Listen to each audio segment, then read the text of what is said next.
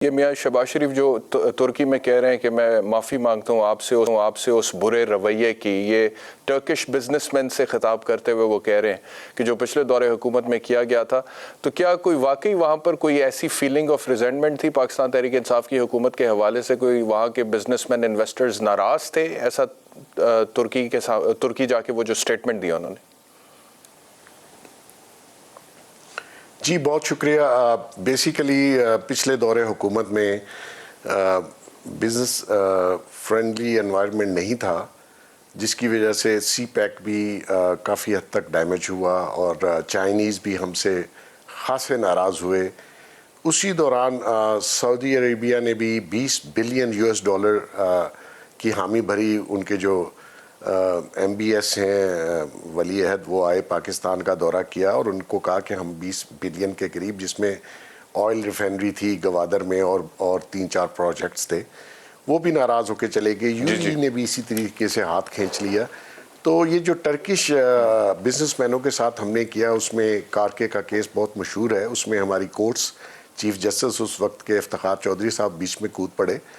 اور جو business deals ہیں یا گورنمنٹ کے ساتھ جو بزنس مین اور جو کانٹریکٹرز انٹرنیشنلی کانٹریکٹ لیتے ہیں، جس میں آپ دیکھ لیں ریکو ڈک بھی تھا، تو ایسے پوری دنیا میں ہمارا کنٹری بدنام ہوتا ہے اور لوگوں کا جو ٹرسٹ ہے انویسٹر کا وہ ختم ہو جاتا ہے کہ رجیم چینج ہو تو پالیسی چینج ہو جاتی ہے۔ ایسا نہیں ہونا چاہیے۔ آپ کو اگر اسٹیٹ کوئی ایگریمنٹ بزنس مین سے یا انویسٹر سے یا انٹرنیشنل کمپنی سے کرتے ہیں تو پھر اس کو اون کرنا چاہیے۔ یہ نہیں ہے کہ رجیم چلی جائے گی تو آپ ان کا کانٹریکٹ کینسل کر دیں، ان کو ہیراس کریں اور ان کو یہاں سے بھگا دیں۔ یہ انہوں نے بات شہباز شریف صاحب نے ترکی میں جو کی ہے۔ جی میں یہ کہہ رہا ہوں، آپ نے افتخار چودھری صاحب کا ذکر کیا وہ کارکے کے حوالے سے، لیکن عمران خان صاحب کے دور حکومت میں تو افتخار چودھری چیف جسٹس نہیں تھے، اور عمران خان کو تو بلکہ یہ کہا جاتا کہ کارکے کا جو ڈسپیوٹ تھا جس میں پاکستان کو ایک بڑی پینلٹی ڈال سکتی تھی، اس میں پھر عمران خان نے ایک اچھا کردار ادا کیا اور اپنے ذاتی تعلقات کی بنیاد پر وہ سیٹل بھی ہو گیا اس کمپنی کے ساتھ۔ اور وہ جو ٹرکی کے ساتھ تعلقات کی مثال تو وہ بھی دی جاتی ہے نا کہ وہ ارطغرل ڈرامہ کہتے ہیں، وہ پاکستان لے کر آئے ہیں اور وہ پاک ترک تعلقات میں بہتری ہوئی ہے، اور وہ مسلمانوں کا پرانا ماضی اور کلچر جو ہے وہ عمران خان صاحب ریوائیو کرنا چاہتے ہیں ایک ترک ڈرامے کے ذریعے۔ تو وہ تو ایک امپریشن پی ٹی آئی کی گورنمنٹ یہ دیتی تھی کہ ترکی کے ساتھ بڑے اچھے مثالی تعلقات ہیں پی ٹی آئی کے دور حکومت میں۔ تو شہباز صاحب بالکل آل ٹوگیدر ایک ڈفرینٹ بات نہیں، کون ٹھیک ہے دونوں میں سے؟ نہیں، وہ شہباز صاحب ریلیونٹ بات کر رہے ہیں۔ اس میں بہت ساری ٹرکش کمپنیز تھی جن کے ساتھ ایگریمنٹس نواز شریف کے دور میں ہوئے تھے، ان کو آگے جا کے پروسیس ہی نہیں کیا گیا۔ ان کو شک کی نگاہ سے دیکھا گیا کہ شاید کوئی اس میں کیوں کانٹریکٹ دیے گئے۔ اسی طرح یہ جو چائنیز ہیں، چائنیز کے آپ کے سامنے جہاں تک کارکے کی بات ہے، اس میں عمران خان کی گورنمنٹ کا اٹ سیلف کوئی تعلق نہیں ہے۔ وہ ہمارے ریاست کے اداروں نے اس کو سیٹل کیا، اور اس میں ہماری جو آئی ایس آئی ہے ان کے جو لوگ تھے، یہ اپریشیٹ کرنا چاہیے کہ انہوں نے اس کو سالو کیا، ورنہ یہ کام نہ نیب کر سکی تھی اور نہ کوئی اور ادارہ کر سکا تھا۔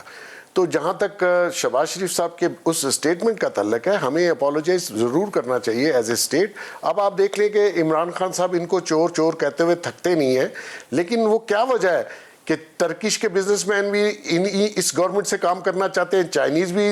چائنیز نے تو نام دیا ہوا ہے شہباز سپیڈ کے نام سے، اور یو ای بھی کام کرنا چاہتا ہے، قطر والے بھی یہاں آنا چاہتے ہیں۔ تو آخر اس گورنمنٹ کی یا یہ جو ہماری اتحادی گورنمنٹ ہے، اس کی کوئی تو کریڈیبلٹی ہوگی نا، جس کی وجہ سے یہ سارے انویسٹر واپس آنا چاہتے ہیں۔ اور جب تک انٹرنیشنل انویسٹر نہ آئے، آپ دیکھ لیجئے عمران خان نے کہا جی میں انویسٹر لا رہا ہوں، لیکن فارن انویسٹمنٹ جو تھی وہ زیرو پہ تھی۔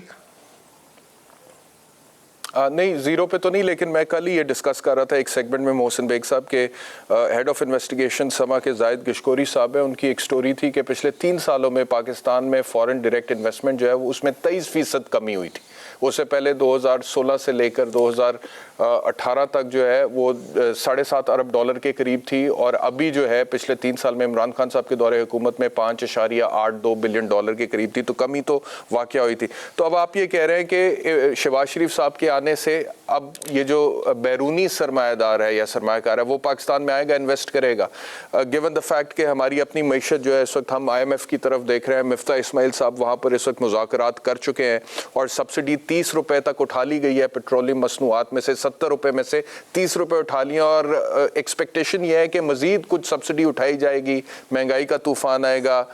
یہاں پہ معیشت کے یہ حالات ہیں, تو ان حالات میں آپ کو لگتا ہے کہ انٹرنیشنل انویسٹمنٹ آئے گی؟ دیکھیں, جو فارن انویسٹمنٹ ہے وہ ایسے کنٹریز میں جیسے ہمارا ملک ہے, یہاں پہ شارٹ ٹرم اور لانگ ٹرم کے جو پروجیکٹس ہیں اس میں فارن انویسٹر جو ہے وہ آتا ہے اور اس کو اپرچونٹیز نظر آتی ہیں بہت ساری جگہوں پہ, وہ انویسٹ کرنا چاہتا ہے. ڈیولپنگ کنٹری ہے, اور یہ جو آپ نے جو فگرز مجھے بتائے ڈائریکٹ انویسٹمنٹ کے, یہ آپ کی بات بھی ٹھیک ہوگی, لیکن میں جو گفتگو کر رہا تھا کہ جس شدت سے, کیونکہ آن گوئنگ پروجیکٹس میں انویسٹمنٹ آتی رہتی ہے اور اس میں مشینری امپورٹ ہوتی ہے, اس میں بہت ساری چیزیں ہیں, لیکن over all initiative business community کو انٹرنیشنل لیول پہ نہیں دیا گیا کہ اور انویسٹر آتے, اور جب کمی ہوتی ہے تو اس کا مطلب یہی ہے کہ آن گوئنگ پروجیکٹ تو چل رہے ہوتے ہیں, نیا کوئی بندہ نہیں آتا. اب جہاں تک بات یہ ہے کہ انٹرنیشنل انویسٹر کا یا بزنس کمیونٹی کا ان لوگوں پہ جو موجودہ گورنمنٹ ہے اس پہ ٹرسٹ کیوں ہے, کیونکہ بزنس فرینڈلی انوائرمنٹ دینا چاہتے ہیں, اور بہت سارے ہمارے پاس پروجیکٹ ہیں جس میں سعودی گورنمنٹ انٹرسٹڈ ہے, جس میں UAE انٹرسٹڈ ہے, جس میں چائنیز جو ہیں, اب آپ سی پیک کا دیکھ لیجئے کس برے طریقے سے وہ چائنیز کو خفا کیا گیا, حالانکہ اس کی کوئی ریزن نہیں تھی. تو اب بھی میں یہ سمجھتا ہوں کہ اگر ہمارے ملک میں پولیٹیکل سٹیبلٹی آ جائے تو فارن انویسٹر جو ہے وہ انشاءاللہ تعالیٰ اس ملک میں انویسٹ